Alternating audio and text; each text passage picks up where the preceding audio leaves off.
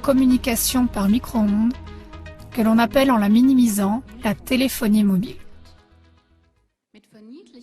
Par minimiser, je veux dire qu'on associe plein de mots positifs à cette technologie. Le portable, ça sonne bien, ou l'iPhone, intelligent, smartphone, intelligent. C'est très intelligent comment ils ont réussi à mettre un super espion dans la poche de presque tout le monde.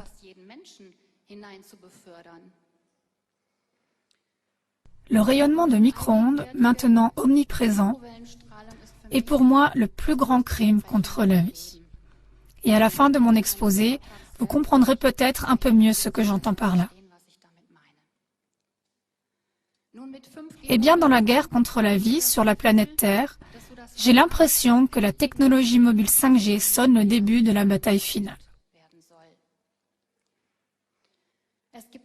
Il existe des montagnes de littérature sur les effets nocifs de la technologie des micro-ondes sur la santé humaine et animale. Depuis des décennies, les effets athermiques sont prouvés et sont obstinément niés. À titre d'exemple, chez France Télécom, 60 personnes se sont suicidées en un peu moins de 3 ans. Il est compréhensible que l'industrie elle-même n'a aucun intérêt à mettre en lumière les inconvénients de ces produits. Mais que tous les secteurs de nos institutions sociales contribuent à garder ce crime dans l'ombre, ça, à mon avis, ça surpasse tout ce qui a été fait jusqu'à présent. Et je m'occupe de politique environnementale depuis plus de 30 ans. Le fait que j'en ai fait l'expérience a profondément ébranlé ma foi dans ce qu'il y a de bon dans l'homme. Nous, les humains, nous sommes des créatures bioélectriques. Nous créons un champ d'énergie autour de nous, appelé aura. Un champ électromagnétique, et nous résonnons avec d'autres champs générés techniquement. Et c'est là que le problème commence. Nos champs naturels sont confrontés à des champs générés techniquement, et notre organisme doit y faire face, avec des informations étrangères, avec des informations qui n'existent pas dans la nature. La bioélectricité du corps humain peut être mesurée et c'est ce qu'on utilise dans l'EEG pour enregistrer les courants cérébraux et dans l'ECG pour enregistrer les courants cardiaques. Il y a l'EMG pour les courants musculaires et l'EDA pour les courants cutanés. Et le champ magnétique de notre cerveau et de notre cœur peut même être mesuré à plusieurs mètres de distance. Toute la nature est ainsi. Elle n'est pas rythmée de manière fixe et digitale, elle est vivante, elle s'adapte. Ainsi, toute la vie sur cette planète s'est adaptée aux conditions de cette merveilleuse planète Terre pour faire ressortir le meilleur pour chaque espèce. Les mesures fixes de cette technologie de micro-ondes, avec une très forte densité de flux de puissance et avec des niveaux de fort rayonnement, entourent maintenant la Terre entière, car nous avons déjà des milliers de satellites autour de la Terre. Avec la 5G, des milliers d'autres seront encore ajoutés. C'est inimaginable. Et rien que toutes ces antennes de téléphonie mobile, bien sûr. Nous avons des intensités de rayonnement si fortes que tous les organismes vivants sont soumis à un rythme qui est des milliards de fois plus élevé que le rayonnement naturel de la Terre. Le professeur Lebrecht von Klitzingen, qui dans ses études à l'université de Lübeck en Allemagne dans les années 1990 a constaté des changements dans l'EEG incroyablement forts dus au rayonnement des téléphones mobiles, a récemment effectué des recherches et dans une étude, il a découvert quelque chose de très inquiétant. Il a irradié les personnes testées avec du Wi-Fi pendant une journée et le lendemain, on a mesuré l'influx électrique dans les muscles. Chez 30% des volontaires, une fréquence de 10 Hz est venue se superposer à cette mesure après l'irradiation de la veille. Cela signifie que dans 30% des cas, la fréquence du Wi-Fi était encore mesurable sur la peau avant même que les examens ne commencent. C'est ce genre d'effet de mémoire. Ils ne savent pas encore quelles en sont les conséquences, mais je me suis sentie assez mal à l'aise quand je l'ai lu.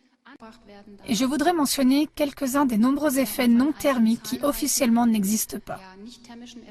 Ça, on doit le savoir afin de pouvoir reconnaître ce que cela signifie si on met en place la téléphonie mobile 5G et la 6G qui est déjà prévue.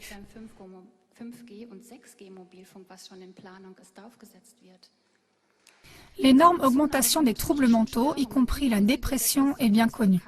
Dans l'ensemble du débat public, on ignore constamment un facteur qui nous concerne tous, alors que pour des gens comme nous, qui abordons le sujet depuis longtemps, il est tout à fait clair que ça va dans cette direction.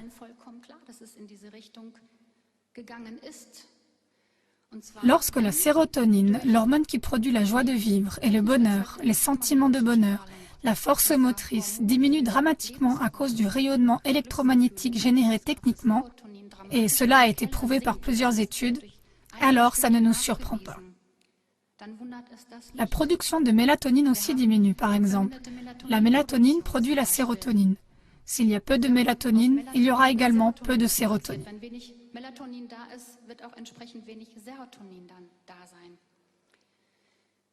En 2006-2007, un groupe de chercheurs de l'Aargau a mené sa propre recherche qui a été publiée dans 3 revues spécialisées.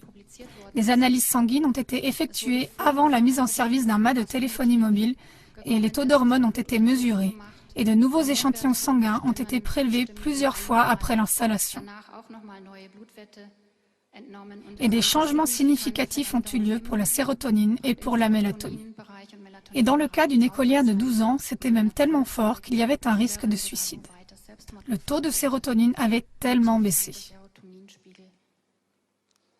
Dietrich Klinghardt, un médecin américain bien connu, peut-être certains ici le connaissent, a fait lors d'un congrès en 2006 les commentaires suivants sur ce sujet.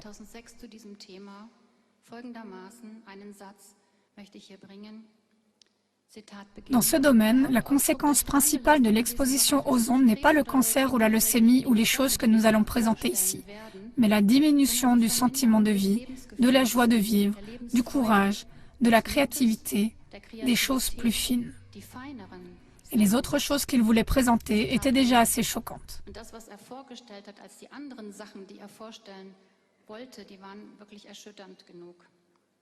Le stress, le burn-out, c'est devenu tout à fait normal aujourd'hui. Tout le monde en parle. Et presque tous ceux qui s'occupent de ce sujet ne s'étonnent pas non plus qu'il s'agisse presque d'un fléau. Je prétends simplement que quiconque est exposé à ces radiations finira tôt ou tard, selon sa constitution, son état de santé antérieur, par souffrir d'un déficit énergétique pathologique, de ce qu'on appelle un burn-out. Ce n'est qu'une question de temps.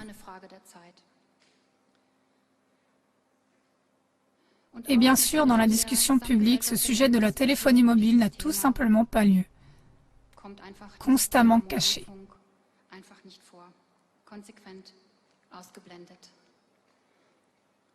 Quelques exemples de sources sur le thème du stress et du burn-out dû au CEM. J'abrège CEM est l'abréviation du champ électromagnétique. Un livre très complet en Allemagne, Stress dû à l'électricité et aux ondes, de Wolfgang Maes, expert en technique de mesure, expert en biologie du bâtiment et également journaliste.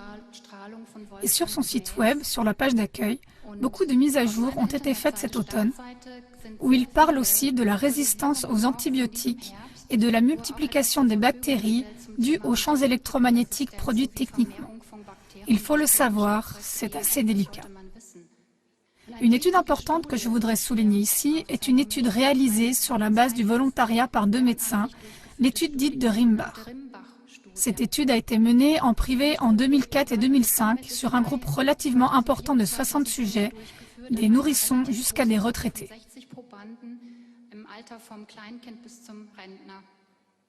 Cette étude a été publiée en 2011 dans la revue Environnement, Médecine, Société. Le résultat de l'étude a été le suivant. Libération accrue et significative de toutes les hormones du stress et réduction significative de la PEA, de la phényléthylamine, qui est importante pour une humeur positive. C'est un précurseur de l'hormone du bonheur. J'aimerais souligner ceci, qu'un burn-out, un déficit énergétique pathologique peut être détecté médicalement jusqu'au niveau cellulaire. Il peut être mortel. Il peut entraîner une insuffisance organique, une insuffisance rénale et une insuffisance cardiaque. Ce n'est pas une plaisanterie. Ce n'est pas seulement une sorte d'état d'épuisement, mais un tel déficit énergétique pathologique peut en fait être mortel. Justement à l'époque où la téléphonie mobile était en plein boom entre 1990 et 2004, les prescriptions pour les enfants souffrant de faibles taux de PEA, c'est-à-dire les enfants hyperactifs, ont presque été multipliées par 100.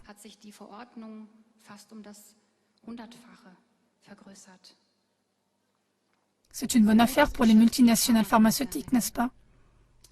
Au congrès de 2014 sur les rayonnements, j'ai entendu non seulement Barry Trower, mais aussi une professeure d'université canadienne, Magda Eivers.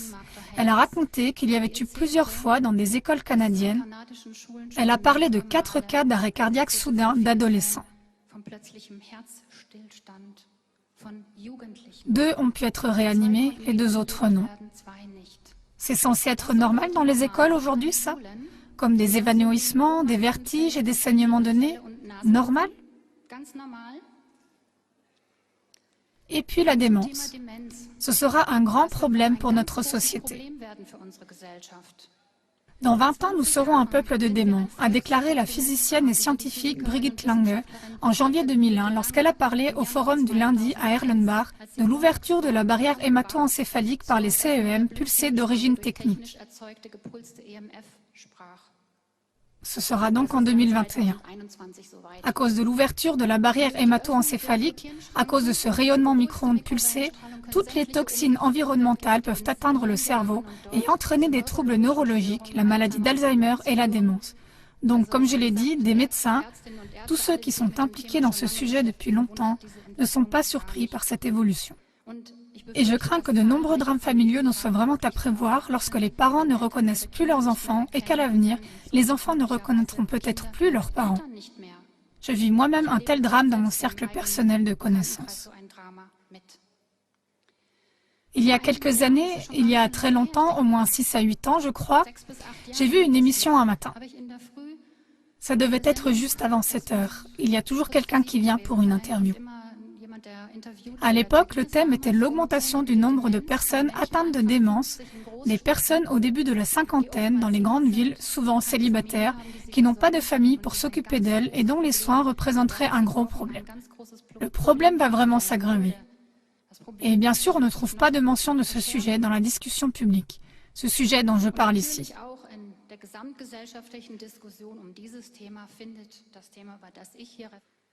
Au sujet du cancer, le risque de cancer lié à ce type de rayonnement qui est produit techniquement est prouvé.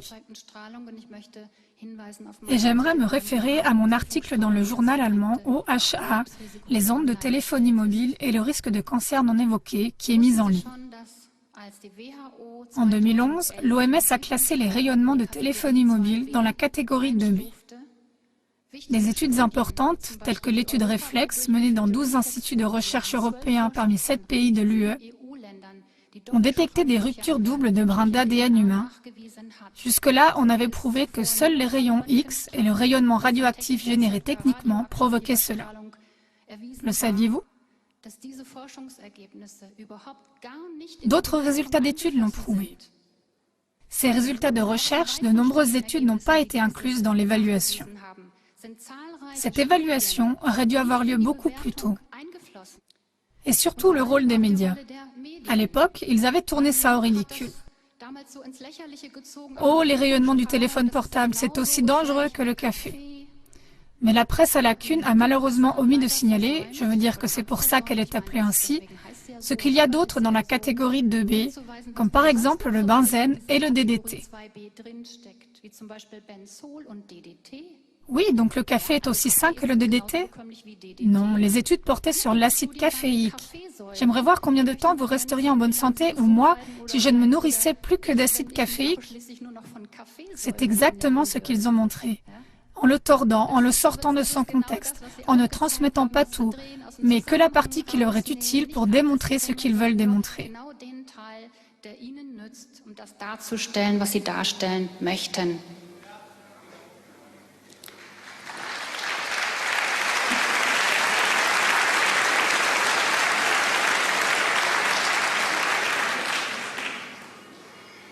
Et maintenant, je viens à un sujet qui est aussi un peu mon sujet de cœur, l'élément eau.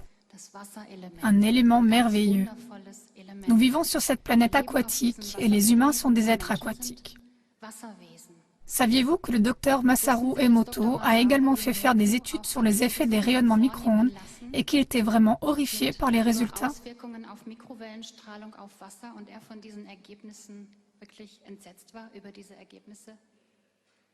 L'eau attire les radiations d'origine technique partout où nous avons le plus d'eau dans le corps, c'est-à-dire le cerveau, le sang et les glandes.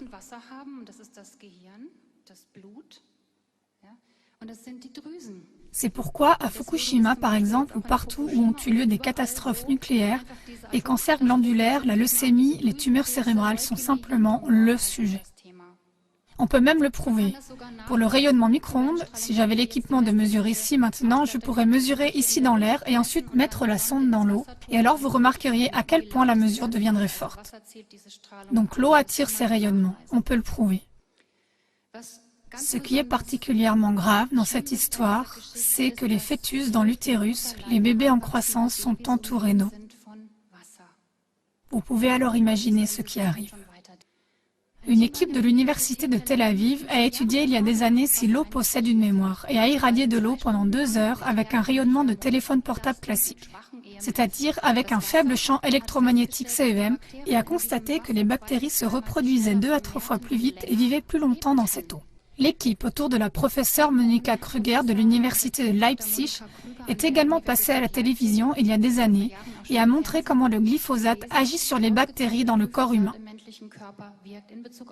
Le glyphosate tue les bonnes bactéries dans le corps, c'est-à-dire que celles qui ne sont pas si bonnes restent dans le corps. Elles sont ensuite augmentées par les CEM produits techniquement et vivent encore plus longtemps dans le corps.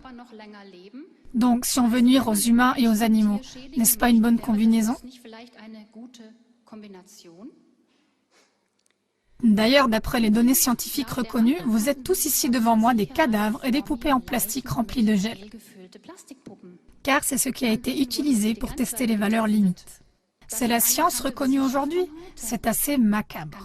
On peut déjà dire « Bienvenue, retour au Moyen-Âge ». Le ministre fédéral de l'Environnement de l'époque, M. Trittin, s'est vu présenter une résolution dans le cadre d'un forum de citoyens sur la téléphonie mobile, dans laquelle il a été demandé d'interdire ce genre de téléphonie sans fil, ce genre de téléphone DECT, c'est-à-dire d'interdire tous les téléphones sans fil. Il y a donc 18-19 ans. Cette résolution a été soutenue par des médecins de diverses organisations, par exemple par la Société pour la médecine environnementale IGOMED, un réseau de médecins, l'Institut des maladies environnementales et par l'Association des médecins écologistes. L'an 2001, une médecin munichoise a écrit une lettre ouverte à Jürgen Trittin dont je cite une phrase « Avec l'orientation politique actuelle de la téléphonie mobile, la cupidité criminelle pour le profit est légalisée à grande échelle, au détriment du bien-être général de millions de personnes sous le coup de l'abandon de toute règle de droit. » Et c'est là qu'elle a touché le cœur du sujet, déjà en 2001. Sa lettre ouverte a été publiée dans le magazine allemand de biologie du bâtiment, Habitat et Santé, dans le numéro 103. La goutte d'eau qui fait déborder le vase, c'est que lorsqu'un être vivant électrosensible a développé une hypersensibilité, ce sont ces gens-là qui ont soudainement des problèmes pour vivre normalement dans notre société. C'est le cas d'une femme très connue, la plus éminente des malades d'électro-hypersensibilité. Il s'agit de l'ancienne directrice générale de l'OMS, Gro Harlem Brundtland. Elle s'est fait connaître lors d'une interview en 2002 dans le journal danois Dagbladet, je crois. Elle a fait savoir qu'elle avait des maux de tête très violents chaque fois qu'elle utilisait un téléphone portable. Cela est même allé si loin que tous les collègues autour d'elle ont dû éteindre leur téléphone portable. Et ils l'avaient aussi testé. Chaque fois que quelqu'un entrait dans la pièce avec un téléphone portable allumé, elle le remarquait immédiatement. Et c'était vrai. C'est la personne affectée la plus connue qui officiellement n'existe pas.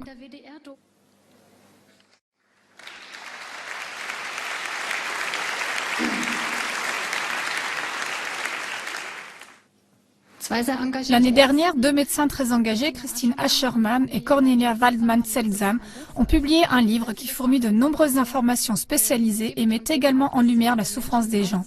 Il s'agit de Électrosensibles, réfugiés des ondes dans une société en réseau mobile. En Allemagne, des champs électromagnétiques générés techniquement sont continuellement introduits dans les terres et ils entrent en collision avec des champs électromagnétiques naturels.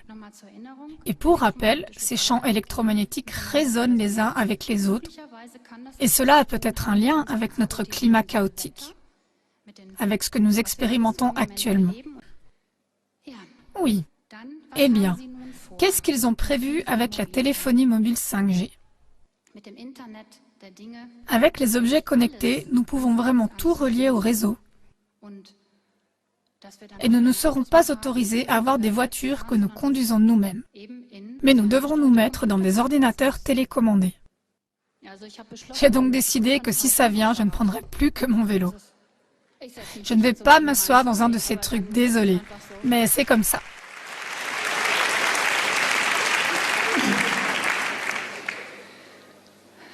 Est-ce qu'il s'agit de surveillance, de stockage de toutes nos données, de prendre vraiment tout de nous?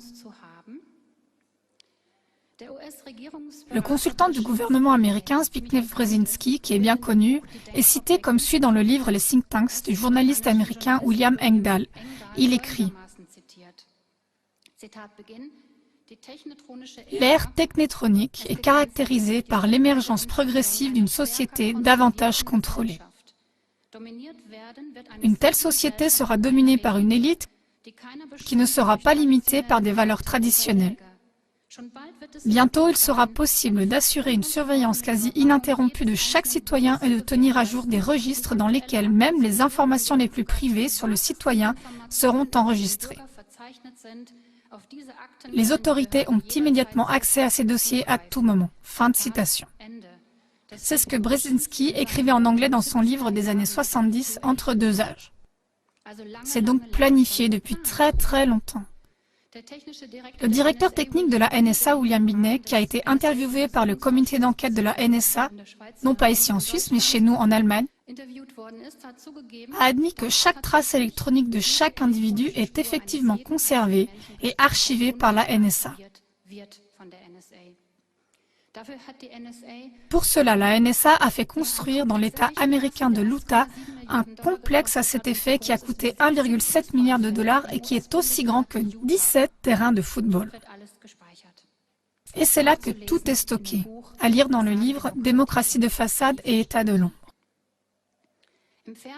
À la télévision, il y a également eu des documentaires très importants qui sont encore en ligne sur ce qui nous attend avec Internet et quand le net deviendra une arme. Plusieurs. Je voudrais en souligner un en particulier qui concerne bien sûr aussi le sujet, car il est prévu d'installer des compteurs Linky dans les maisons. Dans ce film, Champ de bataille Internet, quand le web devient une arme, on rapporte qu'Edward Snowden a contacté l'équipe de tournage qui a réalisé le film.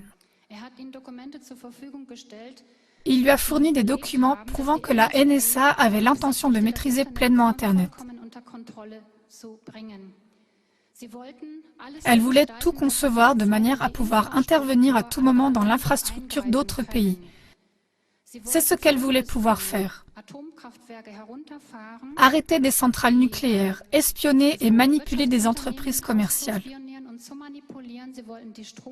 Elle voulait couper l'alimentation électrique et paralyser les hôpitaux. Tout ce que de bons amis font.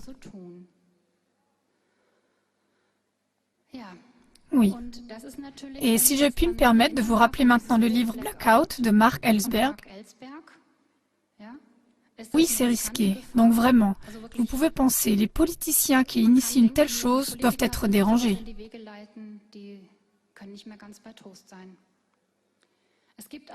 Mais il y a aussi de très honorables employés des services secrets comme Kevin Shipp, que la TV a déjà présenté, qui parle des machinations criminelles des services secrets américains. Également l'ancien agent secret britannique, le Dr Barry Trower, qui a informé sur l'utilisation de la technologie des micro-ondes et qui explique à quel point ces fréquences sont dangereuses.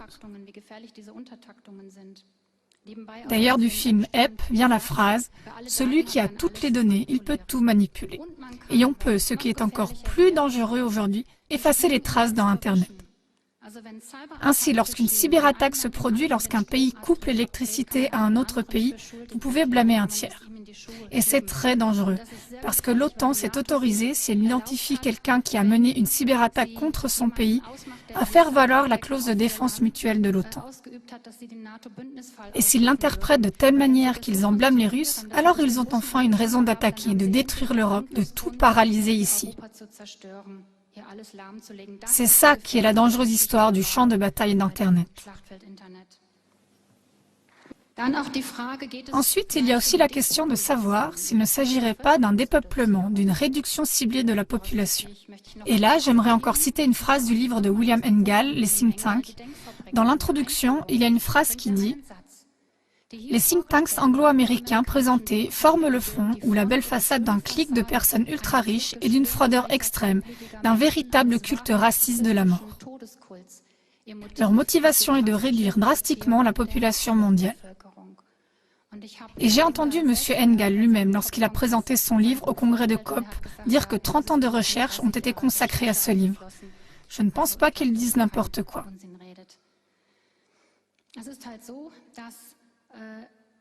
En ce qui concerne les bombes enrichies en uranium, que l'OTAN aime toujours utiliser dans ses guerres d'agression et qui sont contraires au droit international, il y a une scientifique américaine qui a déjà tiré la conclusion que c'était clairement dès le début un plan de dépopulation. C'est la scientifique Lauren Moore qui a également fait des parallèles étranges avec ces guerres d'agression. L'OTAN utilise des bombes enrichies en uranium. Les personnes qui en sont victimes peuvent souffrir de graves dommages causés par les rayonnements radioactifs d'origine technique. C'est particulièrement au début de la formation d'un cancer que la production de mélatonine est très importante. Quand les personnes de ces pays attaqués sont plus exposées à des rayonnements radioactifs d'origine technique, la production de mélatonine baisse, et c'est donc en quelque sorte la police dans le corps contre le cancer qui est réduite. Cela signifie que les cas de cancer dans ces pays vont se développer encore plus rapidement à la suite de cette combinaison. Oui, on doit savoir cela. La mélatonine est pratiquement la police du cancer dans notre corps. Et le professeur Sam, qui a fait des recherches pour Télécom déjà bien avant, a également dit que les études sur la mélatonine devaient être prioritaires. Et oui, en Allemagne, Télécom l'a su très tôt grâce à une étude de l'Ecologue Institute qui est également en ligne. Il savait déjà en 2000, l'une des conclusions de cette étude, que le cancer peut se développer plus rapidement et de façon plus fatale sous l'effet des ondes de téléphonie mobile. Donc, chez Télécom, quelqu'un est au courant. Les docteurs en médecine environnementale le savent, ou les gens qui travaillent dans le domaine de la médecine environnementale le savent, qu'aucune nouvelle technologie, en fait, ne devrait être développée par-dessus. La vie quotidienne des hôpitaux est déjà si pénible, si dramatique, qu'ils ne peuvent plus imaginer que la situation puisse encore empirer avec la téléphonie mobile 5G. C'est déjà si dramatique aujourd'hui. Karl Hecht, professeur à l'Institut fédéral, a fait des recherches pour la télécommunication dans les années 90. Depuis, j'ai un grave soupçon. Il avait été choisi parce qu'il avait de très bons contacts avec la Russie. Il avait été chargé de découvrir, sur la base d'études à long terme ou de la littérature spécialisée russe, quel était le risque pour l'homme des champs électromagnétiques. Il a eu 1500 études à sa disposition. Il en a sélectionné 878, dont 60 à long terme, avec un grand nombre de sujets donc vraiment significatifs. Et il a découvert qu'au cours des 3 premières années qui suivaient l'irradiation, on a pu noter une augmentation de l'activité. Hyperactivité, libération accrue d'hormones de stress, on le sait. Entre la 3e et la 5e année, une sorte de phase silencieuse où plus rien ne s'est passé de manière aussi significative, et puis tout s'est accéléré fortement jusqu'à arriver à un très grand épuisement et à une fatigue intense, aujourd'hui burn-out. Il devrait y avoir, et il l'avait également découvert parce que je parle de ce chapitre maintenant, une probable réduction planifiée de la population. Il avait découvert dans son étude que 20% des gens sont résistants. Est-ce que cela signifie qu'on lui aurait commandé de déterminer combien de personnes pourraient être éliminées à long terme si elles étaient toutes irradiées? C'est une question qui est plus que justifiée pour moi si je regarde les actions de nos responsables politiques au cours des dernières décennies. Puis-je poser la question? Est-ce que tout se passe comme prévu, n'est-ce pas? Et la chose, c'est que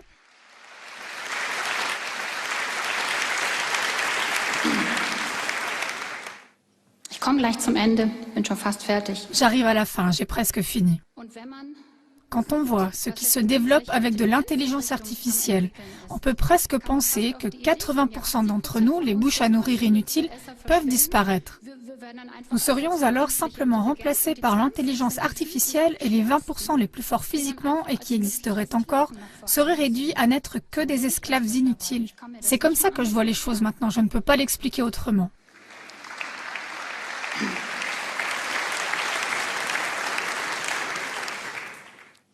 Ces résultats d'études, il devait les présenter au ministère fédéral de l'Environnement. La conférence n'existe pas jusqu'à aujourd'hui. Mais son étude a été publiée dans le cahier numéro 6 de l'initiative de compétences sous le titre « Sur les conséquences des effets à long terme de l'électrosmog qui est en ligne ». Cette étude a ensuite été publiée en privé. Et à propos des études, si vous n'êtes pas censé trouver quelque chose dans une étude, on peut concevoir l'étude de telle sorte que vous ne pouvez pas trouver ce que vous ne devriez pas trouver. Ou on peut empêcher des études qui montreraient clairement quelque chose, par exemple sur des animaux ou des arbres. Et c'est ce qui se produit régulièrement. Puis, un médecin environnemental bien connu du sud de l'Allemagne, qui avait déjà atteint l'âge de la retraite et qui voulait continuer à pratiquer pendant quelques années, a jeté l'éponge cette année. Il a laissé une lettre d'adieu à ses patients. Je fais cette lettre et je cite une partie de cette lettre. En fait, durant ma carrière de médecin, les risques de souffrir d'une maladie chronique ont considérablement augmenté. L'augmentation de l'espérance de vie ne doit pas dissimuler ce fait. Les dépenses financières du système de santé s'élèvent aujourd'hui à environ 1 milliard d'euros par jour. Le nombre de personnes atteintes de démence augmente et le nombre de personnes souffrant d'allergies s'est multiplié. La grande majorité des cancers est en augmentation. Le nombre de personnes souffrant de fatigue chronique augmente rapidement. Les patients qui tombent malades sont de plus en plus jeunes. Fin de citation. Et maintenant, la téléphonie mobile 5G se rajoute à cette situation. Cela ne me rassure pas du tout quand on dit que le rayonnement est absorbé par la peau, parce que je connais cette étude qui a été publiée en 2010. De très nombreuses personnes ont été examinées autour des antennes de téléphonie mobile et l'un des principaux symptômes était des modifications cutanées. Alors moi, je ne crois pas que ce soit bon pour notre peau. Revenons au sujet. Tout ce que nous avons montré, tout ce que j'ai montré, que tout soit relié à Internet, les écoles irradiées, tout est bien irradié et connecté. Et comme je l'ai dit, c'est une période très dangereuse pour des gens qui informent sur des questions explosives. Quel avenir de rayonnement nous attend? Ou peut-être pas. Peut-être va-t-on plutôt entrer dans la très grande crise par le blackout, où les gens acceptent le nouvel ordre mondial? À mon avis, cette folie doit être stoppée. Et je veux vous montrer ce que des gens font déjà pour essayer de stopper ça, pour que vous sachiez ce que vous avez à disposition si quelqu'un veut aussi devenir actif. Parce que bien sûr, chez nous en Allemagne, on ne nous le montre pas au journal télévisé. Je pense que nous devons mettre en lumière ceux qui, en politique, sont à l'origine de cette digitalisation. Nous devrions examiner de plus près ces personnes, les révéler avec leur nom et leur visage.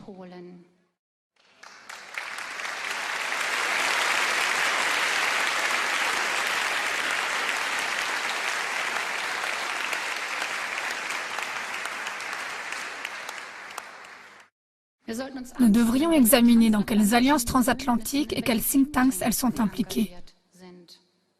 Sur Wikipédia, on peut maintenant encore lire beaucoup de choses à ce sujet qui peuvent nous aider à comprendre. Le problème, c'est que jusqu'à présent, les gens ont trop détourné le regard et que tout a pu parfaitement se mettre en place dans l'obscurité. Et aussi dans le domaine des données financières.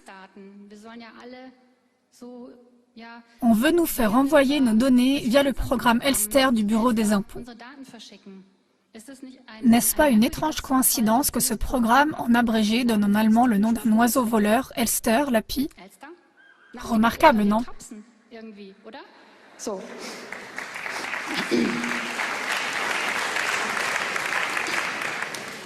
L'espionnage industriel facilité grâce à nos autorités fiscales et à nos dirigeants politiques, afin que la NSA puisse également recueillir nos données les plus intimes. Pensez aux données que vous fournissez dans le cadre de votre déclaration de revenus. Et vous êtes obligé de les fournir. Avant tout aussi dans le secteur de la santé, etc. À l'avenir, les médecins aussi doivent participer, sinon ils seront punis. Et nous devrions nous poser la question, qui sont ces femmes et ces hommes politiques? Est-ce qu'ils ne sont plus que des assistants réalisateurs des services de renseignement américains? Je recommande fortement la lecture du livre « Démocratie de façade et état de l'ombre sur la voie d'un âge autoritaire ».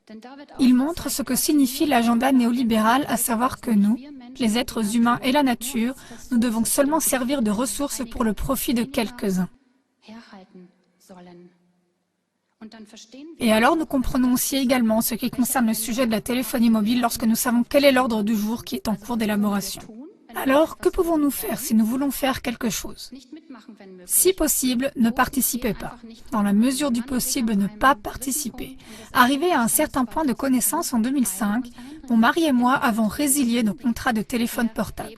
Nous vivons entièrement câblés mais en ligne. Oui.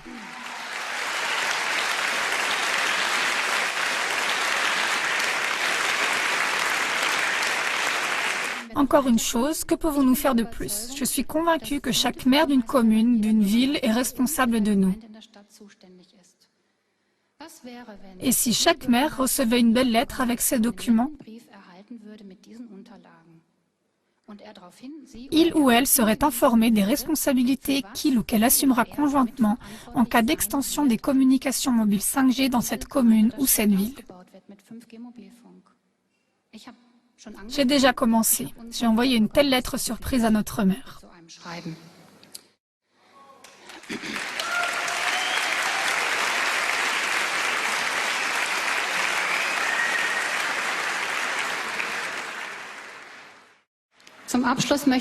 Pour finir, j'aimerais vous donner une citation et une image.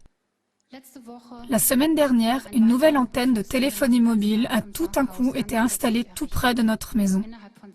En 2 jours, il y avait une antenne à 6 secteurs. Une antenne à 6 secteurs dirigée directement sur notre maison. Coïncidence? Depuis, la pensée me revient souvent. Là où l'injustice devient justice, la résistance devient une obligation. C'est l'une des citations les plus importantes pour moi en ce moment.